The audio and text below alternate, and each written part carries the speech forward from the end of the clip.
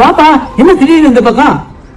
ஐயா, அந்த ஊர்லயே நீங்க படிச்சவர், விவரம் தெரிஞ்சவர், உங்க வக்கீல்கிட்ட சொல்லி என் பொண்ணுக்கு டைவர்ஸ் வாங்கி கொடுங்க. என்ன சொல்ற? உன் மாப்பிள்ள நல்லா தானே இருந்தான்? நல்லதான் இருந்தான். 7 அடி ஹம்சமான பையன். கட்டினா அவ்வளவுதான் கட்டுவேன்னு ஒத்த காலம் நின்னாய. கல்யாணம் ஆகி 6 மாசம் கூட ஆகல. அடிச்சு வச்சிருக்காங்க. இந்த அடக்குமுறை பண்கொடுமை ஒரு அளவுக்கு மேல போனதுக்கு அப்புறம் அத்துமணிக்கு வந்து நிக்கிறான். இருக்கு படிச்ச பொண்ணு நீ யார கல்யாணம் கட்டணும்னு தெரியாம இருந்திருக்க. கொஞ்சம் யோசிச்சிருக்கலாம்ல. என் லாயர்ட்ட கன்சல்ட் பண்ணி சொல்றேன். கவலைப்படாதீங்க. இன்னும் என்ன கிளம்பலையா?